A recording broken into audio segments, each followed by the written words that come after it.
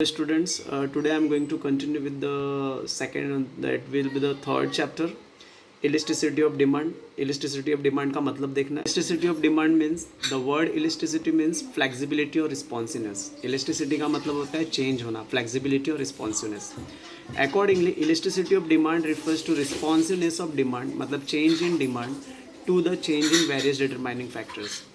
मतलब डिमांड में चेंज होना दूसरे फैक्टर्स की वजह से, that is called elasticity of demand. We know that the demand for goods depends on number of factors such as its price, income, taste, preference and price of related goods. हम लोग को ये पता है कि जो डिमांड होता है गुड्स का, वो किसके ऊपर डिपेंड होता है? प्राइस के ऊपर, इनकम के ऊपर, टेस्ट के ऊपर, प्रेफरेंस के ऊपर और दूसरे प्रोडक्ट के प्राइस के ऊपर. Thus, elasticity of demand helps in estimating the change in demand that result from change in one or more of these factors. तो elasticity डिमांड से क्या होता है? हम लोग को चेंज इन डिमांड के बारे में मालूम पड़ता है. That result from the change of one or more factors. जो किसका रिजल्ट है? वन और मोर फैक्टर्स के चेंज का फैक्टर है. तो इज दिस क्लियर? तो इलास्टिसिटी मीन्स फ्लेक्सिबिलिटी और रिस्पॉन्सिवनेस. इलास्टिसिटी मतलब चेंज, फ्लेक्सिबिलिटी या responsiveness. Elasticity of demand refers to responsiveness of demand to the change in various determining factors. Elasticity of demand का मतलब है change in demand due to various factors. We know that demand for goods depends on number of factors. हमको ये पता है कि demand जो है गुड्स का अलग अलग फैक्टर्स पर डिपेंड होता है, जैसे income, taste, preference and price of related goods. Therefore, elasticity of demand helps in estimating the change in demand. Elasticity of demand help करता है चेंज इन डिमांड पता करने के लिए. That result from change in one or more this factors. जो किसका result है? One or more factors के चेंज का फैक्टर है. तो this will be the answer will be point wise. ये पॉइंट्स के आंसर है. There will be 4 points for this answer. Next question will be income elasticity of demand. Income elasticity of demand मतलब change in demand due to income. उसको बोलते हैं income elasticity of demand simple word में. Income elasticity demand refers to responsiveness of quantity demand. Responsiveness means change of quantity demand with respect to change in income of customers. Customer के income में change होने की वजह से अगर quantity demand change होता है, उसको बोलते हैं इनकम इलास्टिसिटी ऑफ डिमांड. तो income elasticity of demand measure the responsiveness of quantity demand with respect to change in income of consumer. ठीक है.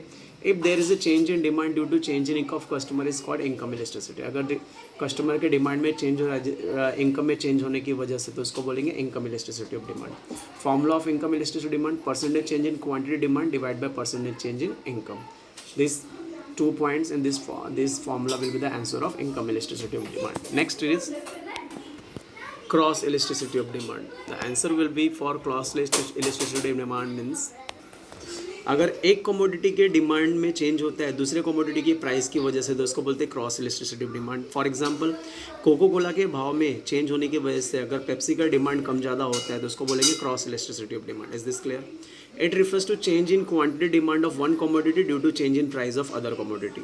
इसका मतलब होता है एक कमोडिटी की क्वांटिटी डिमांड में चेंज होना किसकी वजह से? Change in price of other commodity, दूसरे कमोडिटी के प्राइस में चेंज होने की वजह से. फॉर एग्जांपल, अगर कोको कोला पेप्सी ऑप्शन में होता है, कोको कोला का भाव बढ़ जाएगा तो सब लोग पेप्सी का डिमांड करेंगे, तो इसको बोलते हैं क्रॉस इलास्टिसिटी. मतलब कोको कोला के भाव की वजह से पेप्सी के डिमांड में फ़र्क आया, तो इसको बोलते हैं क्रॉस. तो it refers to change in quantity demand of one commodity due to change in price of other commodity. Right. तो अगर क्वांटिटी डिमांड, एक कमोडिटी के क्वांटिटी में डिमांड में चेंज होता है दूसरे कमोडिटी की प्राइस की वजह से, उसको बोलते हैं cross elasticity of demand. Formula for cross elasticity of demand is percentage change in quantity demand of A divide by percentage change in price of B. Is this clear? Percentage change in quantity demand of A divided by percentage change in price B. So this will be the answer of cross elasticity. Take the screenshot of cross elasticity. Next, take the screenshot of income elasticity and take the screenshot for elasticity of demand. Okay. Then students, you have to write the answer of income elasticity of demand, cross elasticity of demand, and you have to write the answer of elasticity of demand. These 3 questions answer you have to write as a homework. If any doubt is there, please ask. Thank you. Have a great day.